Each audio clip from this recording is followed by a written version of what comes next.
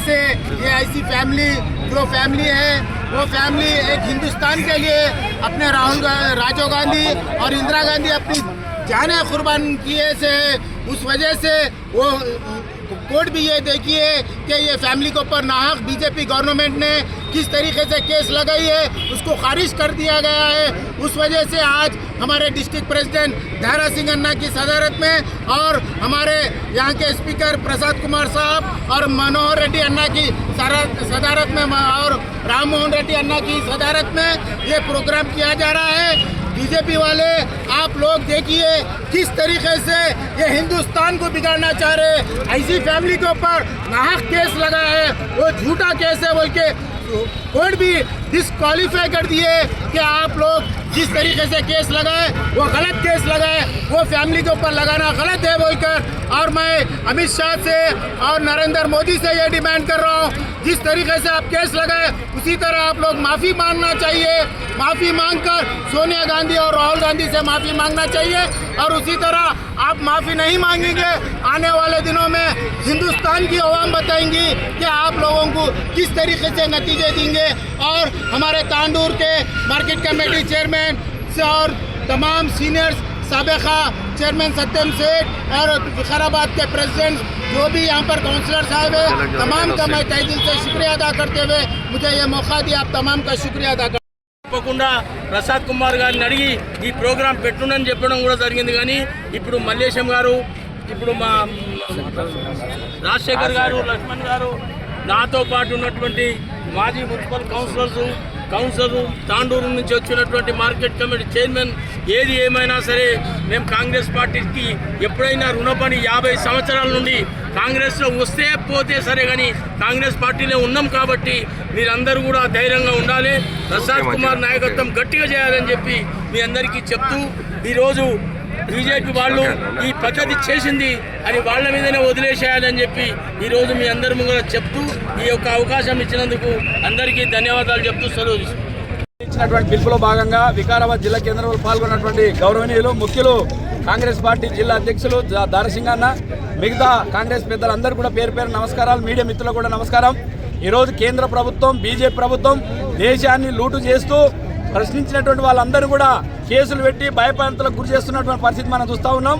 మిత్రులారా ఈ దేశాన్ని ఇంకా బీజేపీ చేతులు పెడితే సర్వనాశనం చేస్తారు, ఉన్న ప్రభుత్వ రంగ సంస్థలన్నింటి కూడా అమ్మేసినటువంటి పరిస్థితి ఉన్నది। ఈరోజు రాహుల్ గాంధీ మీద సోనియా గాంధీ మీద పెట్టినటువంటి కేసులు జూట కేసులు అని చెప్పి సుప్రీంకోర్టు ఇచ్చినప్పుడు ఈ తీర్పే ఈ నరేంద్ర మోడీకి అమిత్ షాకు చెంపమెట్టు లాంటిది అనేది ఈ సందర్భంగా తెలియజేస్తూ ఈ నిరసనలో పాల్గొన్నటువంటి పెద్దలందరూ కూడా పేరు పేరు నమస్కారం తెలియజేస్తూ ఇస్తూ ఉన్నాం। అక్రమ కేసులకు నిరసనగా నేను ఈరోజు ఈ ధర్నా కార్యక్రమం నిర్వహించడం జరుగుతుంది। నేషనల్ హెరాల్డ్ అనే పేపరు ఆనాడు స్వాతంత్ర ఉద్యమం జరుగుతున్న సమయంలో భారతదేశ స్వాతంత్రం కోసం ఆ పేపరు స్థాపించడం జరిగింది। నేడు మనం ఈరోజు అందరం స్వేచ్ఛగా జీవిస్తున్నామంటే స్వాతంత్రం రావడం వల్లే ఆ స్వతంత్రం రావడంలో కీలక పాత్ర పోషించినటువంటి నేషనల్ హెరాల్డ్ పేపర్పై అక్రమ కేసులు పెట్టి మస్తు చాలా ఇబ్బందులకు గురి చేసి 10 సంవత్సరాల నుంచి కేంద్ర ప్రభుత్వమైనటువంటి మోడీ అమిత్ షా వాటిని కోర్టు కొనివేయడం జరిగింది। ఇప్పటికైనా కేంద్ర ప్రభుత్వం బుద్ధి తెచ్చుకొని అక్రమ కేసులు మానేయాలని తెలియజేస్తూ ఇప్పటికైనా మళ్ళొకసారి అక్రమ కేసులు కబడ్డారని తెలియజేస్తూ ఈ అవకాశం ఇచ్చిన పెద్దలకి ధన్యవాదాలు.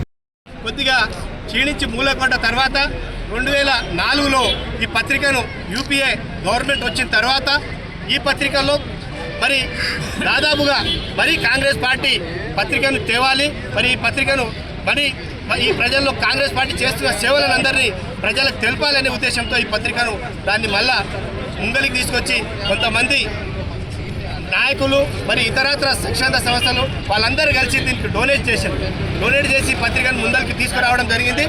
అప్పటి నుంచి ఎప్పుడైతే 2014లో కేంద్రంలో బీజేపీ ప్రభుత్వం వచ్చిందో ఆ రోజు నుంచి ఈ రోజు వరకు కూడా సోనియా గాంధీని మరి రాహుల్ గాంధీ గారిని, ఎందుకంటే ఈడీలు మరి సిబిఐ కేసులు పెట్టి హరాస్మెంట్స్ మనం ఎన్నోసార్లు ధర్నాలు కాంగ్రెస్ క్యాడర్ ధర్నాలు చేయడం జరిగింది. మరి వారికి మద్దతుగా ప్రజలు మొత్తం కేంద్ర నేషనల్ నుంచి ప్రజలందరూ మద్దతు తెలపడం జరిగింది. ఏంటంటే వాళ్ళకి సిబిఐ ఈడీ తప్ప బీజేపీ వాళ్ళకి వేరే దొరకదు. ఎవరిని పీడించినా ఎవరైతే నాయకత్వం ఉందో వాళ్ళని పీడిస్తే సిబిఐ కేసులు లేకుంటే ఈడీ కేసులు పెట్టి వాళ్ళని డ్రాప్ చేపించేసి పార్టీలో కలిస్తే ఆ కేసులన్నీ మాఫ్ అయ్యేవి. పార్టీలో గెలవకపోతే కేసు మళ్ళీ నడుస్తుంటుంది. అటువంటి కేసులు పెట్టి హరాస్మెంట్ చేసుకుంటూ ఉంటే ఈ కార్యక్రమం బీజేపీ వాళ్ళు పెట్టుకున్న దాన్ని మొన్ననే ఢిల్లీ హైకోర్టులో మరి ఈడీకి దీనికి ముఖం ముక్కు ఏమీ లేదు, ఎందుకు ఈ కేసులు పెట్టుకున్నారని అట్టి కేసును డిస్మిస్ చేయడం జరిగింది. ఇది బీజేపీ ప్రభుత్వానికి, మోడీకి, అమిత్ షాకు చెంపపెట్టు లాంటిది. వారు వాస్తవంగా ఈ కేసును డిస్మిస్ చేసినాక సుప్రీంకోర్టు ఎప్పుడైతే హైకోర్టు డిస్మిస్ చేసిందో దీని తర్వాత వాళ్ళు బీజేపీ నాయకత్వం మోడీ గారు రాజీనామా చేసి బయటికి రావాలి, మరి ప్రజల తీర్పును కోరాలి. ఏదున్నా మొన్న అమిత్ షా గారు పార్లమెంట్లో కాంగ్రెస్ ఏది చేస్తే దానికి మేము యాంటీ చేస్తామని చెప్పడం ఎంత వరకు సమంజసం? ఏది చేసినా కాంగ్రెస్ పార్టీ ప్రజలు ఉండి ప్రజల మధ్యకి వెళ్ళి ప్రజలను సేవ్ చేసుకుంటూ ప్రజల సేవ చేసే పార్టీ.